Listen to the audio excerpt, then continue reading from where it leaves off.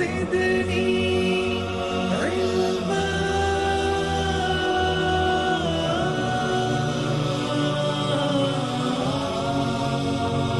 رب زدني علما.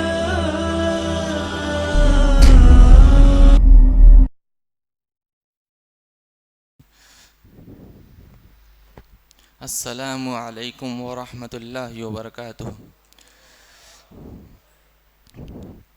الحمد للہ رب العالمین والصلاة والسلام علی رسولہ الامین والعاقبۃ للمتقین اما بعد فاعوذ باللہ من الشیطان الرجیم بسم اللہ الرحمن الرحیم.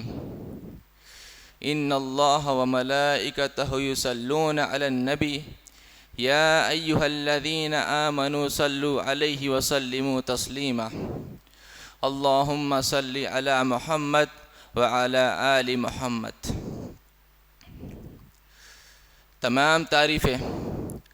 رب العالمین کے لیے لائق اور زیبا ہے، جس نے ہم انسانوں کی رشد اور ہدایت کے لیے مختلف دور میں مختلف انبیاء کرام کو مبعوث فرمایا. اور درود و سلام ہو ہمارے آخری نبی محمد مصطفیٰ احمد مجتبیٰ صلی اللہ علیہ وسلم پر، جن کو رب العالمین نے ایک کار خیر کے لیے، ایک مشن عظیم کے لیے منتخب فرما لیا تھا، چن لیا تھا، جن کی زندگی کا مقصد لوگوں کو توحید کی دعوت دینا تھا، کفر سے، شرک سے، طاغوت سے لوگوں کو دور کرنا تھا اور رب واحد کی بندگی کی طرف لے آنا تھا. محترم حاضرین، جب اللہ رب العالمین نے اپنے اس عظیم مشن کے لیے ایک بندے کا انتخاب کرتا ہے تو کئی خوبیوں کو دیکھ کر کرتا ہے اور کئی خوبیاں اس کے اندر رکھتا ہے جو ہمارے نبی رحمت میں موجود تھی. تمام اعتبار سے جب ہم ہمارے نبی صلی اللہ علیہ وسلم کا مطالعہ کرتے ہیں تو ہر ناحیے سے نبی رحمت کامل نظر آتے ہیں، چاہے وہ معاملات کا معاملہ ہو، چاہے وہ اخلاقیات کا معاملہ ہو، چاہے وہ کسی بھی پہلو سے ہو، یعنی دنیاوی پہلو سے ہو، اخروی پہلو سے ہو، تمام اعتبار سے ہمارے نبی صلی اللہ علیہ وسلم کامل اترتے ہیں. کوئی ایسی شخصیت نہیں جو آپ سے پہلے تھی، نہ آپ کے بعد ہے جو آپ جیسے معیار پر کامل اترے. لہٰذا آپ صلی اللہ علیہ وسلم کو رب العالمین نے کہا وَمَا أَرْسَلْنَاكَ إِلَّا رَحْمَةً لِلْعَالَمِينَ، کہ ہم نے آپ کو جہاں والوں کے لیے رحمت بنا کر نازل فرمایا ہے. رحمت یعنی تمام جہاں والوں کے لیے، صرف مسلمانوں کے لیے نہیں، کافروں کے لیے، یہودیوں کے لیے، مشرکوں کے لیے، نصارہ کے لیے، تمام جہاں والوں کے لیے نبی صلی اللہ علیہ وسلم رحمت تھے. اور نبی صلی اللہ علیہ وسلم کو رب العالمین یہ بھی کہتا ہے کہ ہم سے مخاطب ہوتا ہے رب العالمین اور فرماتا ہے لَقَدْ كَانَ لَكُمْ فِي رَسُولِ اللَّهِ أُسْوَةٌ حَسَنَةٌ، کہ رسول اللہ صلی اللہ علیہ وسلم کی زندگی تمہارے لیے کار نمونہ ہے، تمہارے لیے ایک رول ماڈل ہے. یعنی ہم انسانوں کو، خاص کر ہم مسلمانوں کو، جن کی زندگی کو اسوہ بنانا ہے، جن کی زندگی کو ڈھالنا ہے اپنے سانچے میں، جس کی زندگی کو اپنے الہی عمل میں لانا ہے، وہ نبی صلی اللہ علیہ وسلم کی زندگی ہے. اگر کوئی شخص اپنے آپ کو مکمل طور پر نبی صلی اللہ علیہ وسلم کے تعلیمات کے مطابق ڈھال لیتا ہے تو دنیاوی کامیابی بھی اس کے حق میں آ جاتی ہے اور اخروی کامیابی بھی اس کے حق میں آ جاتی ہے. نبی صلی اللہ علیہ وسلم کامل شخصیت تھی جس کا اعتراف مسلمان ہی نہیں کافر بھی کرتا ہے، یہود بھی کرتے ہیں، نصارہ بھی کرتے ہیں، قریش بھی کیا کرتے تھے. لیکن عصبیت کی خاطر آپ صلی اللہ علیہ وسلم کو جھٹلایا. دل جانتا تھا ان کا کہ نبی صلی اللہ علیہ وسلم سچے نبی ہے، لیکن اپنی خاندانی عصبیت کو لے کر وہ نبی صلی اللہ علیہ وسلم کا انکار کرنے پر ٹل گئے۔ محترم حاضرین، نبی صلی اللہ علیہ وسلم کی ذات ہمارے ماڈل ہے، رول ماڈل ہے، تو ہم کو نبی صلی اللہ علیہ وسلم کی ذات کو جاننا ضروری ہے کہ نبی صلی اللہ علیہ وسلم اپنی زندگی کس طرح بسر کیا کرتے تھے۔ خاص کر آج کا جو عنوان ہے وہ نبی صلی اللہ علیہ وسلم کے اخلاق کے اوپر محور ہے کہ نبی صلی اللہ علیہ وسلم کے اخلاق کا معیار کیا تھا اور ہمارا اخلاق کا معیار کیا ہے۔ اس گفتگو کو شروع کرنے سے پہلے میں یہ کہہ دینا مناسب سمجھتا ہوں کہ باتیں بہت ہوتی ہیں، بہت ہم سنتے ہیں، بہت ہم جانتے ہیں، لیکن میدان عمل میں پیچھے رہتے ہیں۔ تو لہٰذا جب بھی ہم کوئی بات سنیں تو سب سے پہلے یہ ٹھان لیں اور یہ مان لیں کہ مجھے اس بات پر عمل بھی کرنا ہے۔ عمل کرنا انسان کے لیے، مسلمانوں کے لیے اتنا ہی ضروری ہے جتنا معلومات حاصل کرنا ہے، علم حاصل کرنا جتنا ضروری ہے، اسی طرح عمل بھی کرنا ہم مسلمانوں پر واجب ہے، ضروری ہے۔ کہ نبی صلی اللہ علیہ وسلم کو رب العالمین نے فرمایا کہ وَلَوْ كُنْتَ فَظًّا غَلِيظَ الْقَلْبِ لَانفَضُّوا مِنْ حَوْلِكَ، کہ اے نبی صلی اللہ علیہ وسلم، اگر آپ سخت دل ہوتے، سخت گفتگو ہوتے، تو جو احباب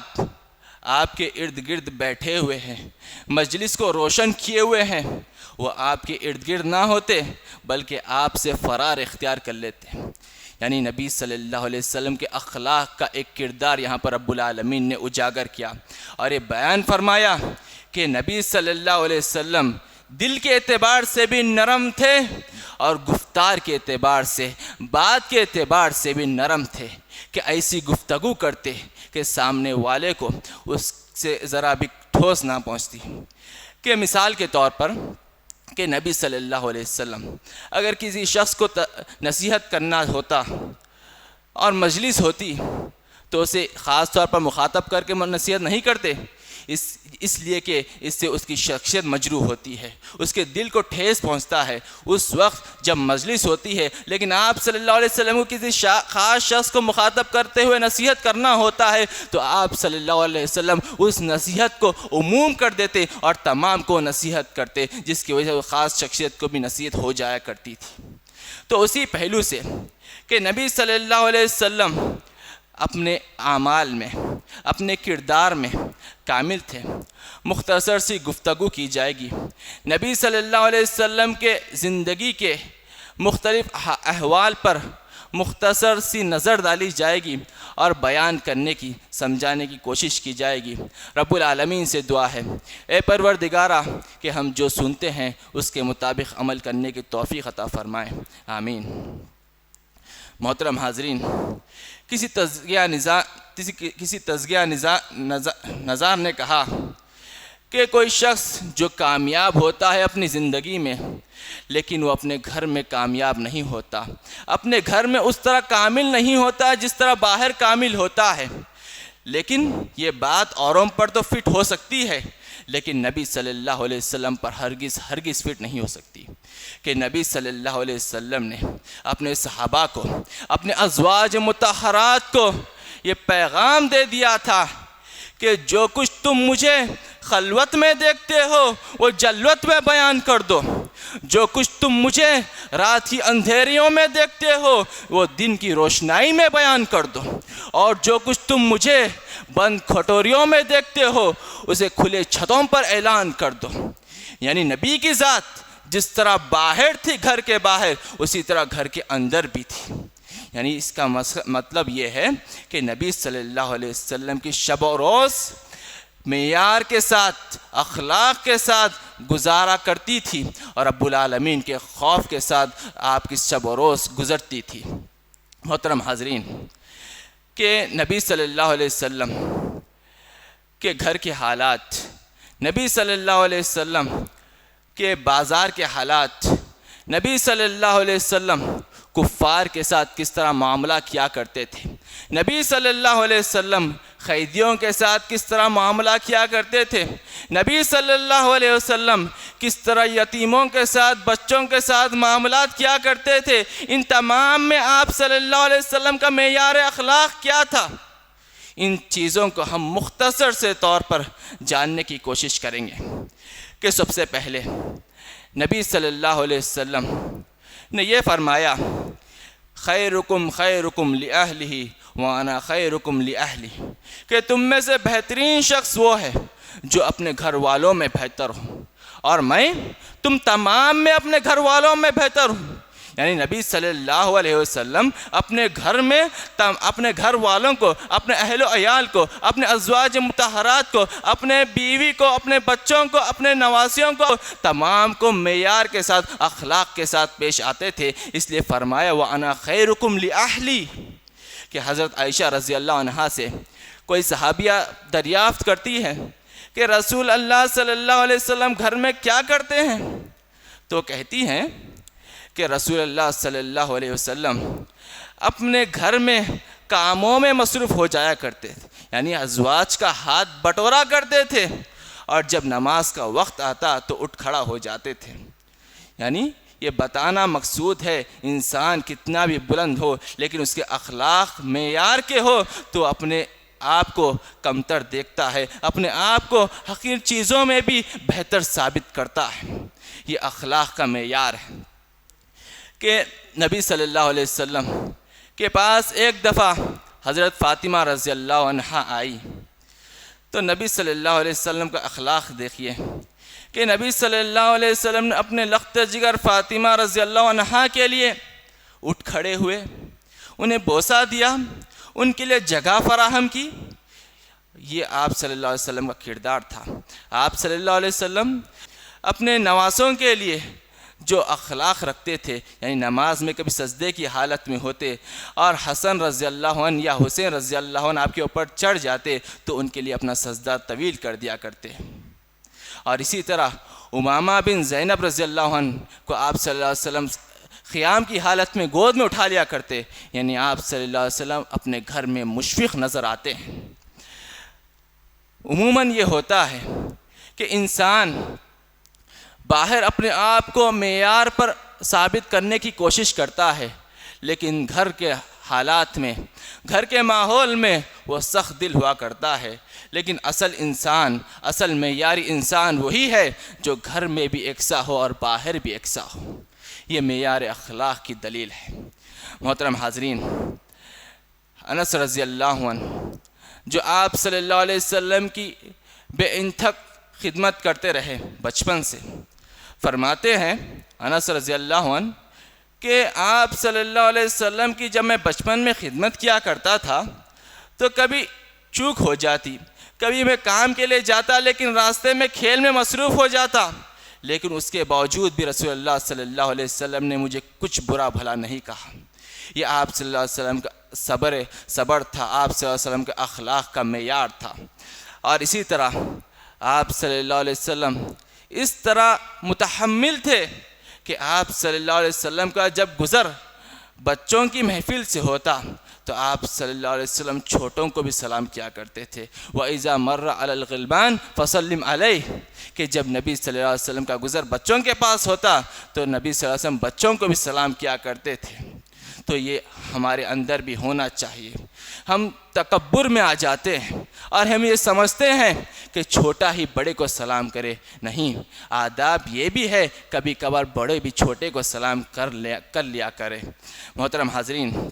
نبی صلی اللہ علیہ وسلم کی ذات ایسی مبارک ذات تھی، کسی کو کبھی حقیر نظروں سے نہیں دیکھا، چاہے بچے ہو، چاہے بوڑھے ہو، چاہے کمزور ہو، چاہے یتیم ہو، چاہے ناتواں ہو، ناعقل ہو، تمام کو رسول اللہ صلی اللہ علیہ وسلم نے ایک معیار پر دیکھا اور کبھی کسی کو حقیر نہ جانا۔ چند مثالیں گوش گزار ہیں کہ ایک دفعہ نبی صلی اللہ علیہ وسلم بیٹھے ہوئے تھے، ایک ناعقل عورت، دیوانی خاتون آپ کے پاس آتی ہے اور یہ فرمانے لگتی ہے کہ مجھے آپ سے کچھ گفتگو کرنی ہے۔ اس ناعقل خاتون کے ساتھ رسول اللہ صلی اللہ علیہ وسلم کو گفتگو کرنی ہے تو اس کو بھی رسول اللہ صلی اللہ علیہ وسلم نے حقیر نظروں سے نہیں دیکھا اور فرمایا کہ بتاؤ تمہارے لیے کیا کہنا ہے. تو نبی صلی اللہ علیہ وسلم اس کے لیے کھڑے ہوئے, اس کی باتیں سنی, یہاں تک کہ اس نے خود اپنی بات مکمل کر دی جب تک کہ رسول اللہ صلی اللہ علیہ وسلم نے اپنی بات کو نہیں کاٹا. یہ تھا معیار اخلاق. یعنی جب کمتر لوگ بھی نبی صلی اللہ علیہ وسلم سے بات کرنے کے لیے آ جاتے, نبی صلی اللہ علیہ وسلم انہیں اپنا پورا مکمل وقت دیا کرتے تھے. اور ایک واقعہ کہ مدینہ منورہ میں مسجد نبوی میں اس دفعہ ایک خاتون مسجد کی صفائی کیا کرتی تھی. ایک رات اس خاتون کا انتقال ہو جاتا ہے تو صحابہ کرام یہ سمجھتے ہیں کہ اس خاتون کی وفات کی خبر نبی صلی اللہ علیہ وسلم کو دینی ضروری نہیں, خود ہی نماز جنازہ پڑھ لیتے ہیں, خود ہی تدفین کر لیتے ہیں. جب نبی دوسرے روز آتے ہیں اور دریافت کرتے ہیں اور اس خاتون کی کمی محسوس کرتے ہیں تو فرماتے ہیں کہ وہ خاتون کہاں, تو صحابہ ماجرا بیان کرتے ہیں. تو اس وقت نبی صلی اللہ علیہ وسلم اس صفائی کرنے والی خاتون کے خبر پر جاتے ہیں اور نماز جنازہ ادا کر آتے ہیں. یہ آپ صلی اللہ علیہ وسلم کے اخلاق اور معیار کردار کے نمونے ہیں. محترم حاضرین, نبی صلی اللہ علیہ وسلم یتیموں کے ساتھ, بیواؤں کے ساتھ مشفق تھے کہ فرمایا انا وکافل الیتیم کہاتین فی الجنہ, کہ میں اور یتیم کی کفالت کرنے والا جنت میں ان دو انگلیوں کو بتا کر فرمایا اتنے قریب ہوں گے. یعنی میں اور یتیم کی کفالت کرنے والا شخص جنت میں اس طرح قریب ہوں گے. تو یتیم کی کفالت کرنا, بیواؤں کی کفالت کرنا نبی صلی اللہ علیہ وسلم کا طریقہ رہا ہے کہ جب نبی صلی اللہ علیہ وسلم پر پہلی وحی آئی تو حضرت خدیجہ رضی اللہ عنہ کا کیا کہنا تھا, آپ صلی اللہ علیہ وسلم کو کن باتوں سے خدیجہ رضی اللہ عنہ نے دلاسا دیا, انہی باتوں سے, انہی اخلاق, آپ صلی اللہ علیہ وسلم کے اخلاق کے پہلوؤں کو گنا کر آپ صلی اللہ علیہ وسلم کو دلاسا دیا اور یہ فرمایا کہ رب العالمین آپ کو کس طرح ضائع کر سکتا ہے جب آپ کے اندر یہ تمام خوبیاں موجود ہیں. تو یہ آپ صلی اللہ علیہ وسلم کا معیار اخلاق ہوا کرتا تھا کہ خدمت گزار کو لوگ کمتر نگاہوں سے دیکھتے ہیں, غلاموں کو, لونڈیوں کو لوگ کمتر نگاہوں سے, حقیر نگاہوں سے دیکھتے ہیں. لیکن رسول اللہ صلی اللہ علیہ وسلم نے فرمایا ان کو, یعنی اپنے غلاموں کو, اپنے خادموں کو اپنا بھائی سمجھو, اور جو تم کھاتے ہو وہ انہیں کھلاؤ, اور جو تم پیتے ہو وہ انہیں پلاؤ, اور ان کے استطاعت سے بڑھ کر ان پر بوجھ نہ ڈالو, اور جب ڈالتے ہو ان پر بوجھ تو تم بھی ان کا ساتھ دو. یہ نبی صلی اللہ علیہ وسلم کے اخلاق تھے کہ آپ صلی اللہ علیہ وسلم نے کبھی اپنی زندگی میں کسی بھی خادم کو, کسی بھی غلام کو تکلیف نہیں دی, یہاں تک کہ اپنے ازواج مطہرات کو کبھی برا بھلا نہیں کہا. کہ اپنے غلام کو کس طرح نبی صلی اللہ علیہ وسلم بہتر انداز سے دیکھتے تھے. قبل ہجرت کا واقعہ ہے, ابھی آپ صلی اللہ علیہ وسلم کو نبوت نہیں ملی تھی کہ حضرت خدیجہ رضی اللہ عنہا کے حصے میں زید بن حارث آتے ہیں. حضرت خدیجہ رضی اللہ عنہا زید بن حارث کو, جو خدیجہ رضی اللہ عنہ کے غلام تھے, آپ صلی اللہ علیہ وسلم کو ہبہ کرتی ہے, تحفہ دیتی ہے. تو گویا کہ نبی صلی اللہ علیہ وسلم کے اب زید بن حارث غلام ہیں, تو نبی صلی اللہ علیہ وسلم نے ان کو آزاد کیا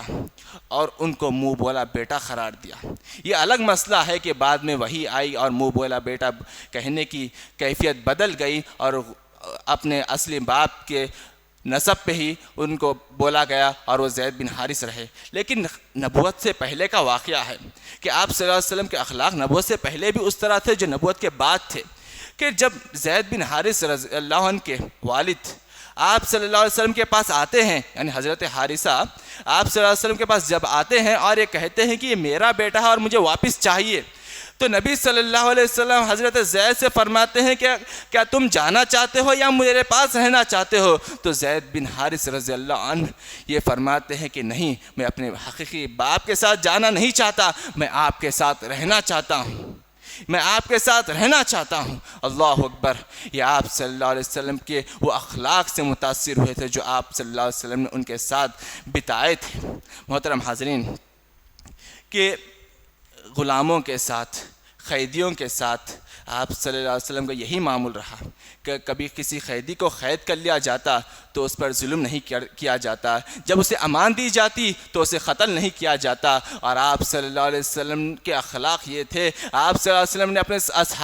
اصحاب رضوان اللہ علیہم اجمعین کو یہ تعلیم دی تھی کہ جب وہ صحابہ کچھ کھاتے تو قیدیوں کو بھی وہ لا کر کھلاتے، جب کھجور کھاتے تو قیدیوں کو بھی لا کر کھلاتے۔ یعنی آپ صلی اللہ علیہ وسلم کی یہ معیار تعلیم کا نتیجہ تھا کہ آپ صلی اللہ علیہ وسلم تمام کو ایک نظروں سے دیکھا کرتے تھے اور کسی پر ذرہ برابر بھی ظلم کرنا برداشت نہیں کرتے تھے۔ کہ کسی صحابی نے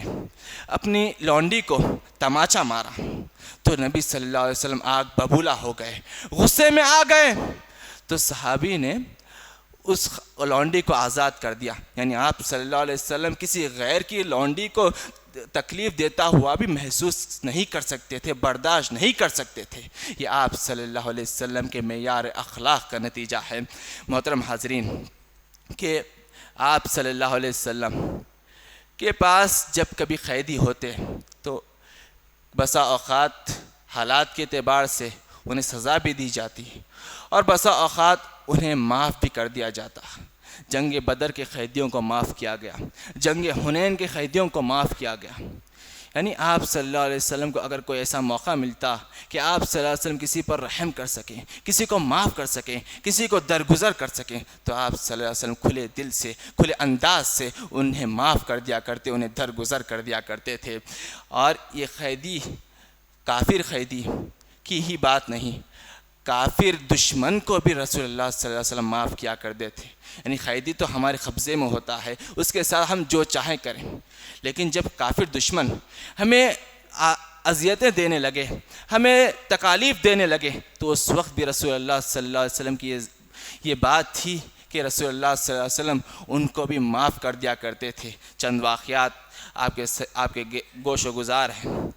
کہ عبداللہ بن عمر رضی اللہ عنہ فرماتے ہیں کہ نبی صلی اللہ علیہ وسلم نے کبھی کسی برائی کا بدلہ برائی سے نہیں دیا۔ یعنی اپنے برے لوگوں کو، اپنے تکلیف دینے والوں کو بھی اچھائی کے ساتھ سلوک دیا، اپنے اخلاق کو پیش کیا۔ یہی نتیجہ تھا کہ آج اسلام اور اس دور میں اسلام اخلاق کے زور پر پھیلا۔ یہ کہتے ہیں کہ تلوار کے زور پر اسلام پھیلا، لیکن یہ بات غلط ہے۔ اسلام پھیلا ہے تو اخلاق کے زور پر پھیلا ہے۔ محترم حاضرین، چند واقعات کہ نبی صلی اللہ علیہ وسلم کو صحابہ کرام یہ فرماتے ہیں کہ کفار کے ظلم سے برداشت نہ کرتے ہوئے نبی صلی اللہ علیہ وسلم سے کفار یہ گزارش کرتے ہیں، اے نبی رحمت، اے نبی رحمت، ان کفار پر آپ بددعا کریں۔ تو نبی صلی اللہ علیہ وسلم اس وقت کہتے ہیں، انی لم ابس لعانا وانی بعثت اتمم الاخلاق،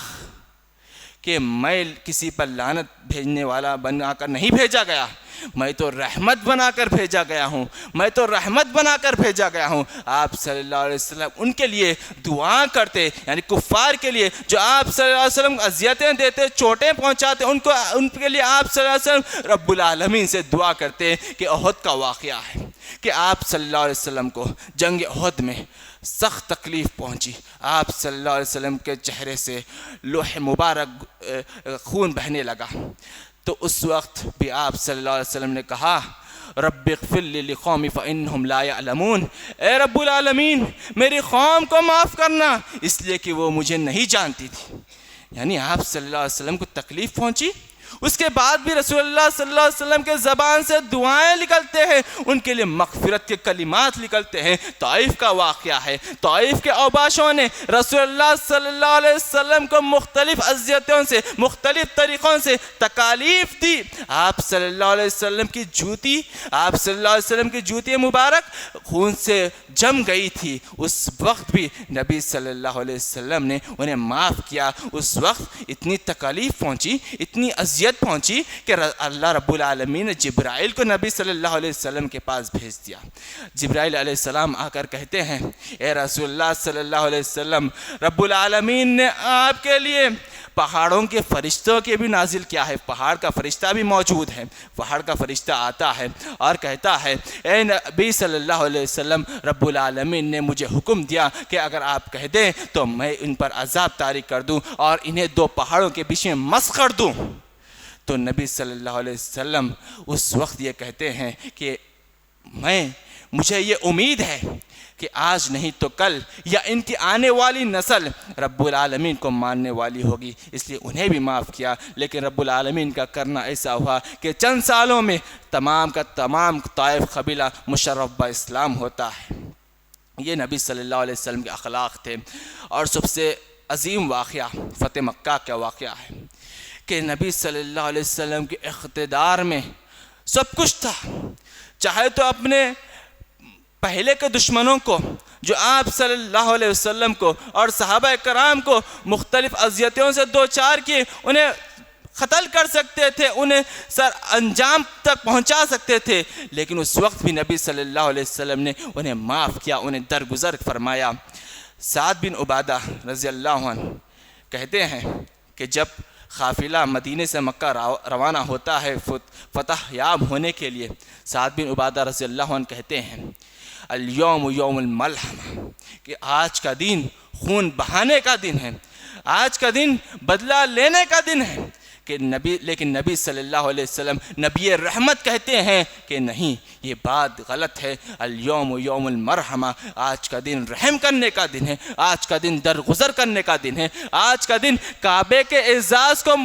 بلند کرنے کا دن ہے، یعنی آج کا دن کعبے پر غلاف چڑھانے کا دن ہے۔ یعنی آپ صلی اللہ علیہ وسلم نے فتح مکہ کے وقت تمام کو جن کو معاف کیا جا سکتا تھا معاف کیا۔ مثال کے طور پر اکرمہ بن ابی جہل جو آپ صلی اللہ علیہ وسلم کو اذیتیں پہنچانے میں سرغنہ تھا، اس کو بھی رسول اللہ صلی اللہ علیہ وسلم نے معاف کیا۔ اپنے چچا حمزہ رضی اللہ عنہ کو قتل کرنے والا حبشی غلام، اس کو بھی رسول اللہ صلی اللہ علیہ وسلم نے درگزر کیا، اور چچا حمزہ رضی اللہ عنہ کے کلیجے کو کچا چبانے والی ہند بھی ادبا کو بھی رسول اللہ صلی اللہ علیہ وسلم نے معاف کیا۔ یعنی رسول اللہ صلی اللہ علیہ وسلم اگر کوئی بہانہ مل جاتا کہ کسی کو درگزر کیا جائے، کسی کے لیے اپنا دل کھول دیا جائے، تو رسول اللہ صلی اللہ علیہ وسلم پیکر عمل ہوتے اور میدان عمل میں سب کے امام بن کر رہتے۔ محترم حاضرین، کہ نبی صلی اللہ علیہ وسلم کی ذات ہمارے لیے اسوہ حسنہ ہے، تو نبی صلی اللہ علیہ وسلم کی زندگی کو ہمارے اندر ڈھالنا ہماری کامیابی ہے۔ اگر ہم نبی صلی اللہ علیہ وسلم کو چھوڑ کر کسی غیر کو اپنا ماڈل بنا لیں، کسی دنیا پرست کو، کسی اوباش قسم کے افراد کو اپنا رہنما بنا لیں، تو یاد رکھیں اس دن اس انسان کا ضلالت والا دن ہوگا، اور اس دن انسان گمراہی کے پہلی سیڑھی پر کھڑا ہو جائے گا۔ تو ہر ناحیے سے ہم کو چاہیے کہ ہم نبی صلی اللہ علیہ وسلم کی زندگی کو اپنے اندر ڈھالنے کی کوشش کریں، کہ نبی صلی اللہ علیہ وسلم کے اخلاق، نبی صلی اللہ علیہ وسلم کا کردار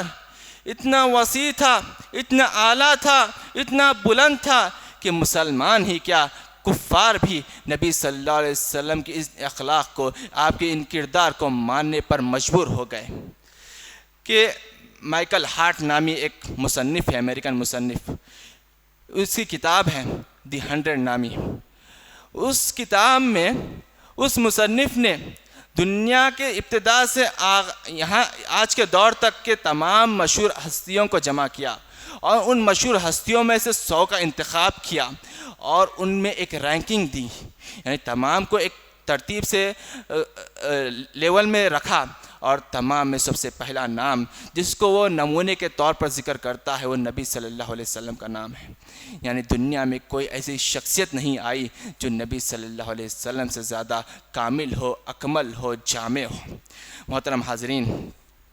اسی کو ایک شاعر بہت ہی خوب انداز میں ذکر کرتا ہے، اگر کوئی ڈھونڈنے نکل جائے ثانی محمد، اگر کوئی ڈھونڈنے نکل جائے ثانی محمد، ثانی تو کیا اسے سایہ تک نہ ملے گا۔ نبی صلی اللہ علیہ وسلم کی ذات اقدس کی کوئی مثال نہیں پیش کر سکتا۔ محترم حاضرین، تو ضرورت اس بات کی ہے کہ ہم اپنے نفسوں کا جائزہ لیں، اپنے آپ کا محاسبہ کریں کہ ہم واقعی جن کو ہم اپنا اسوہ مانتے ہیں، جن کو ہم اپنا رول ماڈل مانتے ہیں، ان کے معاملات پر، ان کے ارشادات پر مکمل طور پر اترتے ہیں یا بھی نہیں۔ اپنے نفسوں کا جائزہ لینے کی ضرورت ہے، اپنے آپ کو بلند اخلاق پر ڈھالنے کی ضرورت ہے، اپنے آپ کو مکمل طور پر شریعت کا پابند کرنے کی ضرورت ہے۔ کہ محترم حاضرین، میٹھی میٹھی باتیں تو بہت ہو جاتی ہے، اچھی اچھی نصیحتیں تو بہت ہو جاتی ہے، لیکن ضرورت اس چیز کی ہے کہ کام کی ہے، ضرورت اس چیز کی ہے کہ عمل کی ہے۔ باتیں انسان کو کافی نہیں ہوتی، نصیحتیں انسان کو کافی نہیں ہوتی جب تک کہ انسان کام میں، عمل میں اپنے آپ کو نمونے خیر نہ پیش کرے، اپنے آپ کو میدان عمل میں سب سے آگے نہ پیش کریں۔ ہم کو یہ چاہیے کہ ہم نبی صلی اللہ علیہ وسلم کی باتوں پر مکمل طور پر عمل کرنے کی کوشش کرتے رہیں۔ ہاں، یہ صحیح بات ہے کہ ہم مکمل طور پر اسلاف کرام، صحابہ کرام، نبی صلی اللہ علیہ وسلم اور انبیاء کرام کے طریقے پر مکمل طور پر اترنا ہمارے لیے مشکل ہے، لیکن ناممکن بھی نہیں۔ ہمیں یہ چاہیے کہ ہم کوشش کریں کہ اعلیٰ مرتبے پر فائز ہوں، اعلیٰ اخلاق کو اپنے اندر لانے کی کوشش کریں۔ رب العالمین اخلاص کو دیکھتا ہے، رب العالمین نیت کو دیکھتا ہے۔ اگر ہمارے نیت بلند ہو، اگر ہمارے کیفیت بلند ہو، تو ہمارے وہ کم اخلاق جو ہم نے کوشش کے انتھک کوشش کے باوجود لایا ہے، تو رب العالمین اس ناقص، اس کمی کو بھی پر کر دے گا، اسے بھی مکمل کر دے گا، اور ہمیں رب العالمین کے مقربین میں سے بنا لے گا۔ محترم حاضرین، کہتے ہیں کہ ہم مثال کے طور پر کہتے ہیں لیکن کرتے نہیں، بہت کہتے ہیں، بہت سنتے ہیں، لیکن میدان عمل میں ہم بہت پیچھے ہیں۔ جس کی ایک چھوٹی سی اور ایک موٹی سی مثال پیش کرتا ہوں کہ جب کبھی مثال کے طور پر کشمیری مسلمانوں کی بات آتی ہے، سیریا کے مسلمانوں کی بات آتی ہے، برما کے مسلمانوں کی بات آتی ہے، یعنی جو ان پر مظالم ڈھائے جاتے ہیں اس کی بات آتی ہے، تو ہمارا دل اکتا جاتا ہے، ہمارا دل افسردہ ہو جاتا ہے، اور ہم اس پر بہت کہتے ہیں، بہت افسوس کرتے ہیں، سوشل میڈیا میں ہو یا حلقے احباب میں ہو، ہم بہت افسوس کرتے ہیں۔ لیکن جب وہی بات میدان عمل کی آتی ہے تو ہم اس پر کاربند ہوتے ہیں۔ یعنی جب وہی کشمیری مسلمان، جب وہی برما کے مسلمان ہمارے ان امن یافتہ علاقوں میں آتے ہیں تو کیوں چوراہوں پر نظر آتے ہیں، کیوں مسجدوں کے دروازوں پر نظر آتے ہیں، کیوں کسی گھر کا مہمان بنتا نظر نہیں آتا؟ یہ ہے ہماری عمل کی کیفیت۔ ہم کہتے ہیں، بہت کہتے ہیں، لیکن عمل میں ہم پیچھے ہیں۔ جب ہم عمل میں آگے آ جائیں تو دنیا کی کوئی طاقت نہ ہوگی جو ہم کو مغلوب کر سکے، کوئی طاقت نہ ہوگی جو ہم کو مغلوب کر سکے۔ اگر یہی بات میں عامر عثمانی کی زبانی کہوں تو یہ کہنا پڑے گا، فقط خوش بیانی کے جوہر دکھا کر کوئی قوم دنیا میں ابھری نہیں ہے، فقط خوش بیانی کے جوہر دکھا کر کوئی قوم دنیا میں ابھری نہیں ہے، عمل چھوڑ کر صرف باتیں بنا کر کوئی قوم دنیا میں ابھری نہیں ہے۔ تو ضرورت اس بات کی ہے کہ ہم جو کہتے ہیں اسے کرنے کی کوشش کریں، ورنہ خاموشی ہی بہتر ہے، ورنہ خاموشی ہی بہتر ہے۔ اور رب العالمین نے ہم کو خیر امت کہا ہے، خیر امت کے لقب سے ملقب کیا ہے۔ خیر امت اس وجہ سے کہا ہے، اس شرط پہ کہا ہے کہ تم بہترین امت ہو جو لوگوں کو نیکی کی دعوت دیتی ہو اور برائی سے روکتی ہو۔ تو ہمارا فریضہ ہے کہ جب کبھی ہم لوگوں میں برائی دیکھتے ہیں تو اسے روکیں، اور لوگوں میں ناعلمی دیکھتے ہیں تو انہیں علم بٹوریں اور انہیں علم نوازیں اور انہیں اپنی معلومات سے آراستہ کریں۔ یہ ہمارا فریضہ ہونا چاہیے۔ محترم حاضرین، کہنے کی باتیں بہت ہو سکتی ہے، چند باتیں جو آپ کے سامنے ذکر کی گئی، اس کے علاوہ بھی نبی صلی اللہ علیہ وسلم کی زندگی میں بہت سارے ایسے روشن پہلو ہیں جن کا ہم احاطہ نہیں کر سکتے۔ اگر احاطہ کرنے بیٹھ جائیں تو بہت وقت لگے گا، بہت عرصہ لگے گا کہ نبی صلی اللہ علیہ وسلم کی ذات اس طرح کامل تھی، اس طرح اکمل تھی، اس طرح جامع تھی، اس طرح مکمل طور پر شریعت پر کاربند اترنے والی ذات اقدس تھی۔ محترم حاضرین، کہنے کی باتیں اتنی ہی ہیں، جب بھی معاملہ اخلاق کا آتا ہے تو ہم پیچھے نظر آتے ہیں، لیکن ہمیں چاہیے کہ ہم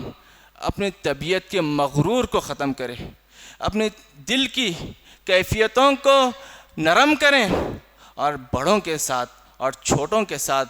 باادب طریقے سے پیش آئیں کہ نبی صلی اللہ علیہ وسلم نے فرمایا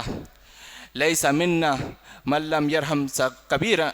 یؤخر کبیرنا ولم یرحم صغیرنا، کہ ہم میں سے وہ شخص نہیں جو اپنے بڑوں کی عزت نہ کرے اور اپنے چھوٹوں پر رحم نہ کرے، اپنے چھوٹوں پر شفقت نہ کرے۔ تو لہٰذا ضرورت اس بات کی ہے کہ ہم اپنے اخلاق پر مکمل طور پر اترنے کی کوشش کریں اور اپنے آپ کو مکمل طور پر نبی صلی اللہ علیہ وسلم کا پیرو ثابت کرنے کی کوشش کریں۔ انشاءاللہ تعالی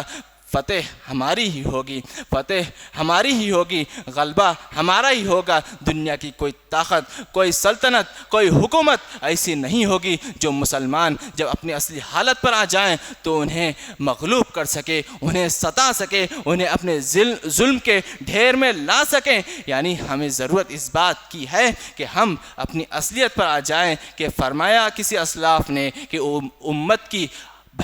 امت کی کامیابی اسی وقت ہے کہ جب امت اپنے اسلاف کے قدموں پر چلیں۔ یعنی اسلاف جس طرح اپنی زندگی بسر کرتے تھے اسی طرح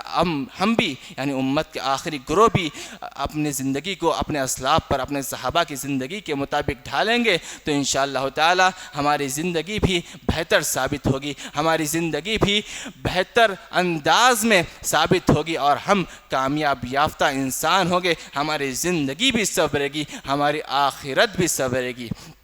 محترم حاضرین، کہ وقتی طور پر دنیا میں اللہ رب العالمین کسی کفار کو بھی غلبہ عطا کرتا ہے، لیکن آخر کار غلبہ مسلمانوں کا ہی ہونا ہے۔ یعنی وقتی طور پر مسلمانوں پر جو اذیتیں آتی ہیں وہ انہی کے کرتوتوں کے پاداش میں آتی ہیں۔ تو رب العالمین اس دور میں آزمانا چاہتا ہے، رب العالمین اس دور میں پرکھنا چاہتا ہے کہ رب العالمین کا بہتر بندہ کون ہے، اور جو نافرمان ہے ان پر رب العالمین کا یہ عذاب ہے، یہ فتنہ ہے۔ لیکن جب بھی مسلمان اپنے پروردگار کے باتوں پر، قول اللہ اور قول رسول پر اپنی زندگی کو مکمل طور پر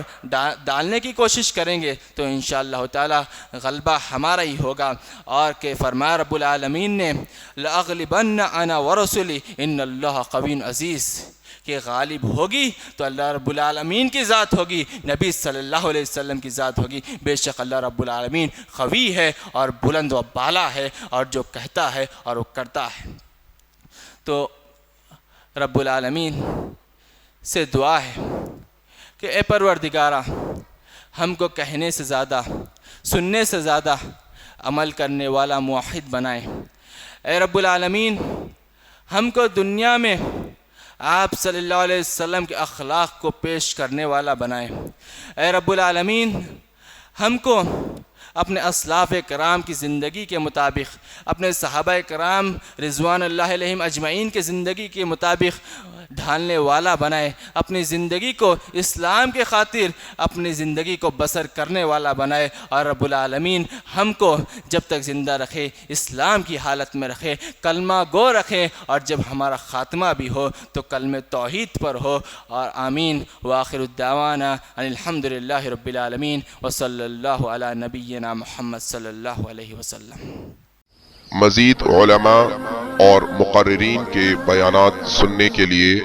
ہمارے YouTube چینل کو سبسکرائب کیجیے۔ جزاک اللہ۔